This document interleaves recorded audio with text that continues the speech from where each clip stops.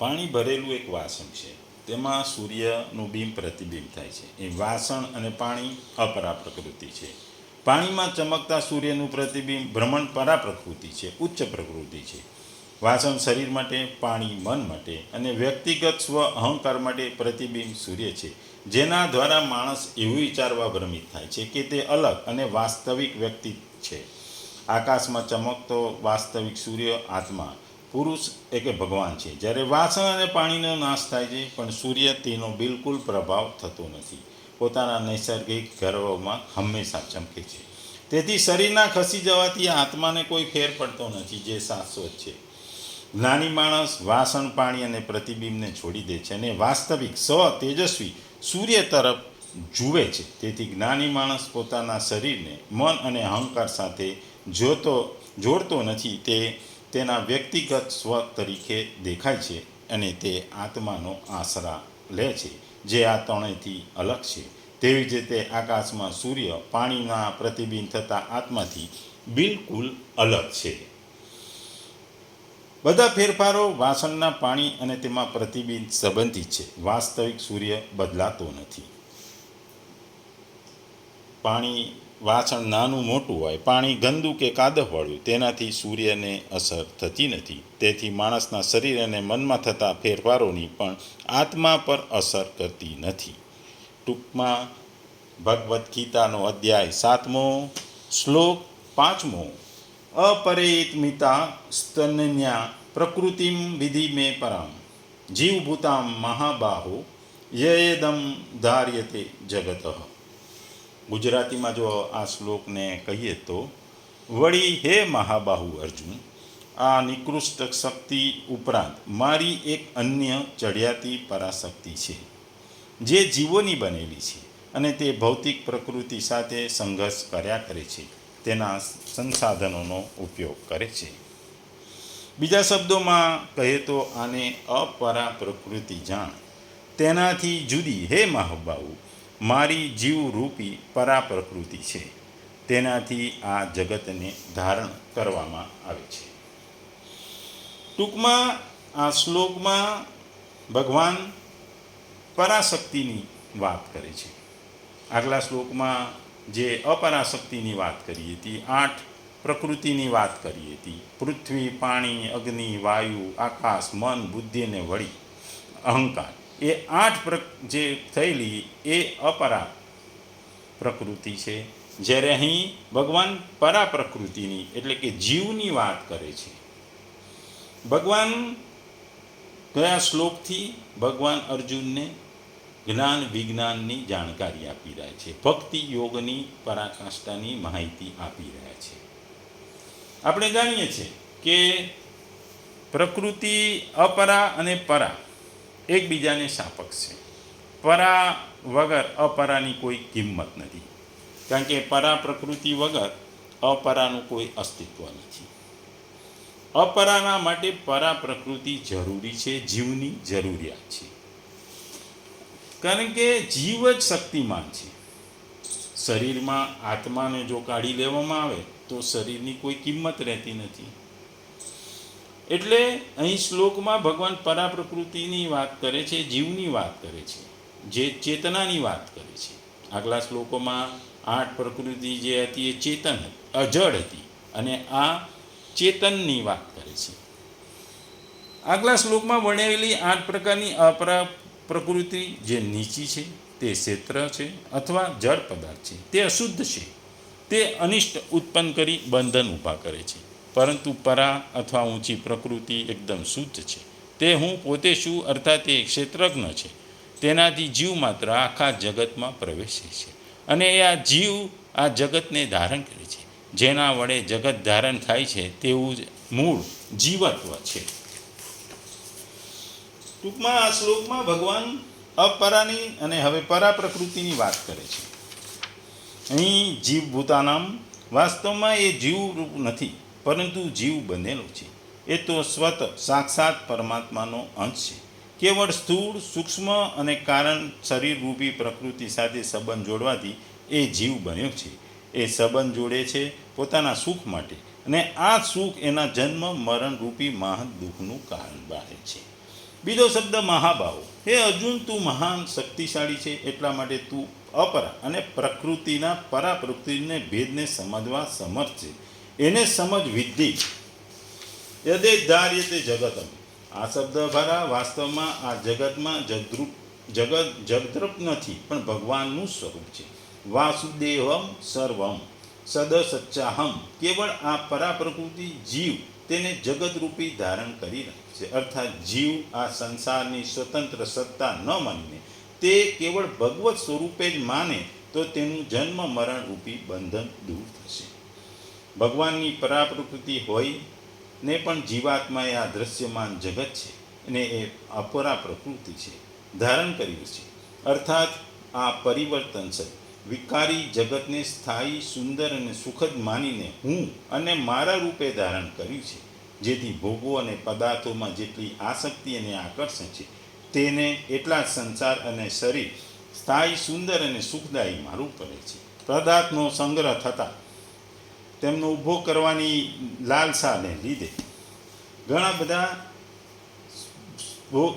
ઉપયોગ કરવાની લાલસા એ બધાને બાધક હોય છે. સંગ્રહથી અભિમાનજન્ય સુખ થાય છે અને ભોગોથી સંયોગજન્ય સુખ થાય છે. આ સુખ શક્તિ જીવને જગતરૂપી ધારણ કરી રાખ્યું છે. ટૂંકમાં આ શ્લોકમાં ભગવાન આપણને ખાસ કરીને કહે છે કે મારી પરા પ્રકૃતિ જે જીવાત્મા છે એને પણ તું જાણ. આગલા શ્લોકમાં અપરા પ્રકૃતિ કીધી હતી, આ શ્લોકમાં પરા પ્રકૃતિની માહિતી આપે છે. ભગવાન કહે છે કે મારી આ પરા પ્રકૃતિ જીવભૂત પ્રકૃતિને માન અને જાણ. પ્રભુ ભારપૂર્વક કહે છે પરા અને અપરા બંને પ્રકૃતિ મારી છે, પરંતુ એક શ્રેષ્ઠ છે, ખાસ છે, વિશિષ્ટ છે. એટલે એ ચેતન શક્તિ એટલે કે જીવ છે. એ જીવથી શરીર ઊભું થાય છે, ઇન્દ્રિયો નિર્માણ થાય છે, પરંતુ તેને ચલાવશે કોણ? તેથી ભગવાન આ શરીરમાં જીવ રૂપે આવ્યા. આ જીવ મારી શ્રેષ્ઠ પ્રકૃતિ છે એમ પ્રભુ કહે છે અને સમજવા માટે કહે છે. પ્રભુ જ મારી ભીતરમાં આવીને બેઠું છું. હું જેને હું સમજું છું તે કોઈ અલગ નથી, તે જ પ્રભુ છે. હું જ પ્રભુ છું, પ્રભુનો અંશ છું. તે જ રીતે બીજાના શરીરોમાં જે જીવત તત્વ દેખાય છે, ચેતના દેખાય છે, તે પણ પ્રભુ જ છે. ખરેખર આ બહુ ભવ્ય અને સરળ તત્વજ્ઞાન છે. પ્રભુ એને માટે ખાસ પૂર્વક કહે છે કે આને તું જાણ, આ જીવને તું જાણ, વિદ્ધિને તું જાણ. અહીં પ્રભુ બીજી એક મહત્વની વાત કરે છે. આ જીવભૂત જેના વડે આ સૃષ્ટિ એટલે કે જગત ધારણ કરાય છે. બાપે ધીકતો ધંધો શરૂ કરી દીકરાને સુકાન સાપ્યું હોય તેવું આ છે. અહીં પ્રભુ સૃષ્ટિનું નિર્માણ કરી અને જેમ આ જગતના છે એમ એક સામાન્ય બાપ દીકરા પર પ્રેમ અને વિશ્વાસથી તેને ધંધો સંભાળવા આપે છે, એમ પ્રભુ આ સૃષ્ટિ જીવોને ધારણ કરવા આપી છે. આ ભેટ છે, આપણા ઉપકાર છે, પ્રભુનો પ્રેમ છે. પરંતુ એક માનવ તરીકે આપણી નૈતિક જવાબદારી પણ છે. આને કેવી રીતે વાપરીશું, કેવી રીતે સંભાળીશું, એનું સંરક્ષણ અને સંવર્ધન કેવી રીતે કરીશું. જીવભૂતને પ્રભુ પ્રકૃતિ શ્રેષ્ઠ પ્રકૃતિ એટલા માટે કહે છે કે જીવમાં બદલાવાની, વિકસિત થવાની, અપરા પ્રકૃતિનું શ્રેષ્ઠ રીતે નિયોજન કરવાની શક્તિ રહેલી છે. જીવ જે છે એ જ પ્રભુનું પ્રગટ રૂપ છે, તેથી તે શ્રેષ્ઠ છે. અપરા પ્રકૃતિ શ્રેષ્ઠ નિયોજન તે પરા પ્રકૃતિની જિમ્મેદારી છે. પ્રભુએ કેટલી સરળતાથી અને સહજથી પાવર ટ્રાન્સફર કર્યા છે, સત્તાનું વિકેન્દ્રીકરણ કર્યું છે. આ શાસકોએ, વહીવટકારોએ, વ્યવસ્થાપકોને શીખવા જેવો મેનેજમેન્ટ ફંડા પણ અહીં આપણને સમજાય છે. જીવ શક્તિ મોટી છે, શ્રેષ્ઠ છે, મહાન છે. તે બની શકે છે, થઈ શકે છે, બનાવી શકે છે, કરી શકે છે. તેમાં કોઈ મર્યાદા નથી. Sky is the limit. જીવ ધારે તે કરી શકે છે. જીવની જવાબદારી છે કે આ જગત ધારણ કરવું. જીવને પ્રભુના પ્રતિનિધિ થઈ આ સૃષ્ટિને સંભાળવાની છે. ભગવાને આ સૃષ્ટિના નિર્માણ કરી આપણને તો સોંપી છે, તે આપણી જ છે. પણ આપણે પ્રભુના હોઈએ તો આ સમગ્ર સૃષ્ટિ પ્રભુના દીકરાની, પ્રભુના વારસદારની છે. હું કે તમે પ્રભુના વારસદાર છે. આપણે પ્રભુના દીકરા છે. જો નથી તો આ સૃષ્ટિ પર આપણો કોઈ પણ પ્રકારનો અધિકાર નથી અને તેથી એને સંભાળવાની જવાબદારી પણ આપણી જ છે. આ સૃષ્ટિ નંદનવન છે. જગતમાં સુખ છતાં જગતમાં સુખ શાંતિ નથી, કારણ કે જગતમાં લુચ્ચા લફંગાઓથી ભરેલું છે. પ્રભુની સૃષ્ટિ પર પોતાના નામના સિક્કાઓ મારનારા લફંગાઓ હરામખોર છે. એવા જ બધા હોય તો સૃષ્ટિમાં કોલાહલ જ સર્જાય ને. જે આ સૃષ્ટિને ધારણ કરે છે, જે સૃષ્ટિને ધારણ કરે છે તે પ્રભુનો દીકરો છે, ને જે આ સૃષ્ટિમાં રંજાણ કરે છે તે અધમ છે. પ્રભુએ સૃષ્ટિ ધારણ કરવાની આપી. આ મને મન ફાવે તેમ કરું, હું ચાવે આમ કરું, હું ચાહે તેમ કરું, મારી મરજી આવું ન ચાલે. પ્રભુ કહે છે આ પરા પ્રકૃતિ પણ મારી છે, તું જાણ. ટૂંકમાં ભગવાન આપણને કહે છે કે જે આગળની અપરા પ્રકૃતિઓ છે અને પરા પ્રકૃતિઓ આ બધી જ મારી છે. આ બે જડ અને ચેતન બંને એકબીજાને પૂરક છે. પરા પ્રકૃતિ જીવ હશે તો, એટલે કે પરા પ્રકૃતિ હશે તો અપરા પ્રકૃતિનું અસ્તિત્વ રહેશે.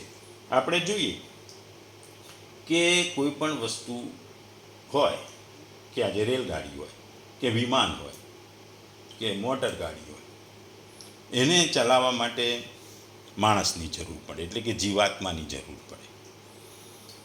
બસ એની મેતે ના ચાલે, ગાડી એની મેતે ના ચાલે.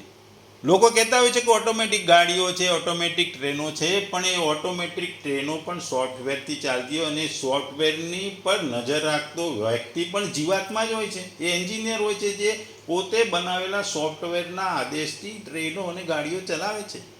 પણ છેલ્લે અપરા પ્રકૃતિને ચલાવવા માટે પરા પ્રકૃતિની જરૂર પડે છે, જીવની જરૂર પડે છે. અને જીવ વગર આ પ્રકૃતિનો કોઈ મતલબ નથી, કારણ કે જડ અને ચેતન બંનેની જરૂર છે. જડતાની સાથે ચેતનાની જરૂર છે, નિર્જીવની સાથે સજીવ વસ્તુની જરૂર છે.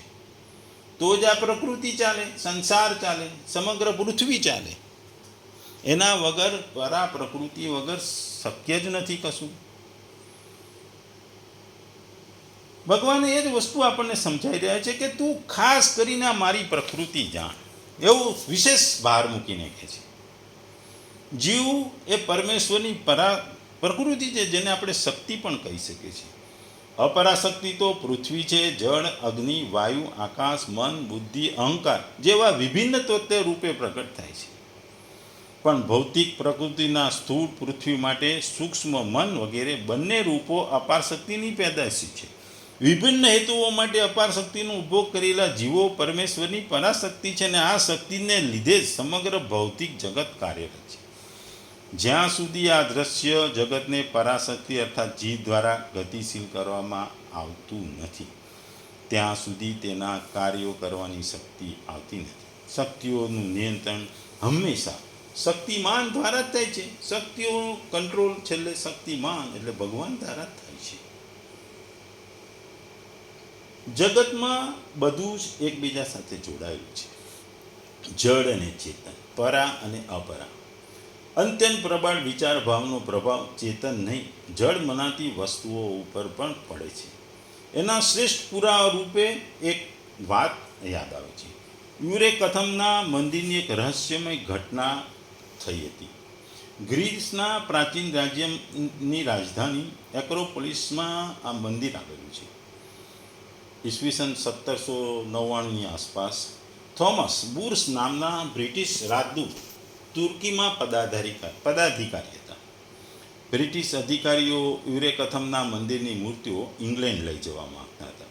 આમે ઇંગ્લેન્ડ બધા જેમને દેશોને ગુલામ બનાવ્યા હતા એમાંથી મૂર્તિઓ અને બધું ઘણું બધું ઉઠાવી ગયા હતા. સારી સારી પુરાતન મૂર્તિઓ, ચાંદી અને સોનાના આભૂષણો પણ અને હીરાઓ પણ લઈ ગયા હતા. એવી જ રીતે આ લોકો ત્યાંથી ઇંગ્લેન્ડ મૂર્તિ લઈ જવા માંગતા હતા. આ માટે તેમણે પહેલાં થોમસ બુરસની મંજૂરી મેળવી લીધી. એ બળ્યામાં જ મંદિર તોડવાની મજૂરો રાખવામાં આવ્યા. એક્રોપોલિસમાં રહેલા શ્રદ્ધાળુઓને આ વાતની ખબર પડી એટલે બધા સમુદાયો એકત્ર થયા.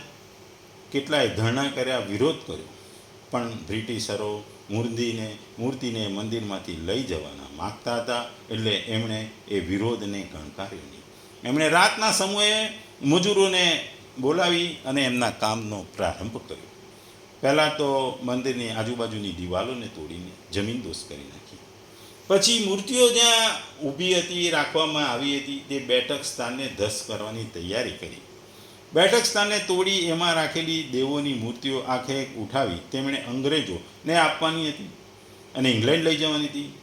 મજૂરોએ જેવી સર્વપ્રથમ મૂર્તિ નીચે બેઠકને તોડવા પર એનો હથોડો ઝીક્યો તે જ વખતે મૂર્તિમાંથી એક ગગનભેદી ભયંકર અવાજ ચીસ નીકળી. એ ચીસના અવાજથી તમામ મજૂરો જમીન પર પડી ગયા અને તે બધાનું તાત્કાલિક મોત થઈ ગયું. પાછળથી શારીરિક પરીક્ષણ કરાયું ત્યારે ખબર પડી કે તમામ મજૂરોનું લોહી થીજી ગયું હતું. આ ઘટનાએ વિજ્ઞાનીઓમાં પણ કુતૂહલ પેદા કર્યું. વિસ્મયકારક બાબત એ છે કે નિર્જીવ મૂર્તિઓમાંથી પણ આવી ગગનભેદી ચીસ પ્રગટ કેવી રીતે થઈ, અને તે પણ એ જ વખતે જ્યારે મૂર્તિ ઉખાડવા પહેલાં જ્યારે પહેલો હથોડો માર્યો ત્યારે કોઈ ચીસના અવાજથી શરીરનું લોહી થીજી જાય? આવું કેવી રીતે બન્યું? કોઈ પ્રાકૃતિક ઘટના આસપાસ બની નહોતી. થોડે દૂર ઊભેલા બીજા અધિકારીઓ બ્રિટિશરોના લોહી થીજી ગયા ન હતા. હથોડો મારનાર મજૂરોના જ લોહી થીજી ગયા હતા. પ્રાર્થના કરતા શ્રદ્ધાળુઓના પ્રબળ ભાવથી પ્રભાવિત થઈ કોઈ દેવી શક્તિએ એમ કર્યું હશે એવું કહેવાય. એટલે જડ અને ચેતન બંને ભગવાનની પ્રકૃતિ છે એ આ વાતનું ઉદાહરણ છે. આ વાર્તા ગ્રીસની છે, પણ આ શ્લોકમાં ભગવાન એ જ વસ્તુ સમજાવે છે કે જડ અને ચેતન એકબીજાને સંલગ્ન છે અને ચેતના હોય તો જ જડ વસ્તુઓની મહત્વતા રહે છે. જડ ચેતન એકબીજાને પૂરક છે અને એના વગર આ સંસાર શક્ય નથી. જ્યારે ચેતન અપરા પ્રકૃતિ સાથે તાદાત્મ્ય કરી લે છે, અર્થાત અહમની સાથે એકરૂપ થઈ જાય છે, પોતે હું છે એવો માની લે છે, ત્યારે તે જીવરૂપે બનેલી પરા પ્રકૃતિ કહેવાય છે. અહમ હુંથી આ બાજુ જગતમાં અપરા પ્રકૃતિ છે અને પેલી બાજુ પરમાત્મા છે. પરંતુ જીવને તો પરમાત્માનો સ્વીકાર ન કરીને બલકે તેમની અપરા પ્રકૃતિનો સ્વીકાર કરી જગત રૂપે ધારણ કરી લીધું છે અને તેઓ જન્મ મરણના બંધનમાં પડી જાય છે. અપરાથી અન્ય પરા છે અને પરાથી અન્ય અપરા છે. અપરા અન્ય છે એટલે કે વિજાતીય છે. અન્યને પકડવાથી જ પરા જીવ બની જાય છે. જીવ પોતાના. અપરા પરિવર્તનશીલ છે, પરા અપરિવર્તનશીલ છે. બંને ભગવાનની પ્રકૃતિઓ અર્થાત શક્તિઓ છે, સ્વભાવ છે. ભગવાનની શક્તિઓથી બંને ભગવાનથી અભિન્ન છે, કારણ કે શક્તિમાનના વિના શક્તિની સ્વતંત્ર સત્તા હોતી નથી. જેમ નખ અને વાળ નિષ્પાણ હોવા છતાં પણ આપણા પ્રાણયુક્ત શરીરથી અલગ નથી, એવી જ રીતે અપરા પ્રકૃતિ જળ હોવા છતાં પણ ચેતન ભગવાનથી અલગ નથી. આ પ્રમાણે જ્યારે અપરા અને પરા બંને પ્રકૃતિઓ ભગવાનનું સ્વરૂપ છે, તો પછી ભગવાન સિવાય બાકી શું? અર્થાત કંઈ પણ શેષ ન રહ્યું. વાસુદેવમ સર્વમ મતલબ કે અપરા અને પરા બંને પ્રકૃતિઓ સાથે ભગવાનનું સ્વરૂપ સમગ્ર છે, અર્થાત પરા અપરા જળ ચેતન બધું જ ભગવાન પોતે છે, પૂર્ણ પુરુષોત્તમ પોતે છે. યજેદમ ધાર્ય તે જગતનો મતલબ છે કે સંસાર ન તો ભગવાનની દ્રષ્ટિમાં છે બલકે જીવની દ્રષ્ટિમાં છે. ભગવાનની દ્રષ્ટિમાં સત અસત સર્વ કંઈ તે જ છે અને મહાત્માની દ્રષ્ટિમાં પણ સર્વ કંઈ ભગવાન જ છે. જીવે જ રાગ દ્વેષને લીધે જગતને પોતાની બુદ્ધિમાં ધારણ કરી રાખ્યું છે. આ જ વાતને આગળના 15મા અધ્યાયના 7મા શ્લોકમાં પણ ભગવાન કહેવામાં આવી છે. જગતને સત્તા આપવાથી જ રાગ દ્વેષ પેદા થાય છે. જીવે સંસારની સત્તા માની લીધી છે અને સત્તા માનીને તેને મહત્તા આપી દીધી છે. મહત્તા આપવાથી કામના અર્થાત સુખ ભોગની ઈચ્છા થાય છે, જેને કારણે જીવ જન્મ મરણના ચક્કરમાં પડી જાય છે. તાત્પર્ય છે કે એક ભગવાન સિવાય બીજી સત્તા માનવાથી જીવ સંસારના બંધનમાં પડ્યો છે અને તેથી બીજાની સત્તા ન માનવાની જવાબદારી જીવની છે. જો તે સંસારની સત્તા ન માને તો સંસાર છે જ ક્યાં? ટૂંકમાં જગતની સ્વતંત્ર સત્તા નથી. બંધનકારક જગત તો જીવનું જ નિર્માણ છે. જીવ જ જગતને પકડે છે અને તેથી જ સુખ દુઃખ થાય છે, બંધન થાય છે. 84 લાખો યોનિઓ, ભૂત પ્રેત પિશાચ દેવતા વગેરે યોનિઓ અને નરકોની પ્રાપ્તિ થાય છે. સત્વ રજ તમ આ 3 ગુણો કોઈ નુકસાન કરતા નથી, પરંતુ તેનો સંગ કરવાથી ઉર્ધ્વગતિ મધોધ્યગતિ અને અધોગતિમાં જાય છે. ટૂંકમાં ભગવાન આપણને આ શ્લોકમાં એની જીવવાળી એટલે કે જીવભૂતાનમ પરાશક્તિની વાત કરે છે, જે ઉચ્ચ છે અને જે શુદ્ધ છે અને જેના વડે જ અપરા પ્રકૃતિઓ ચાલે છે એ વસ્તુ સમજાવે છે.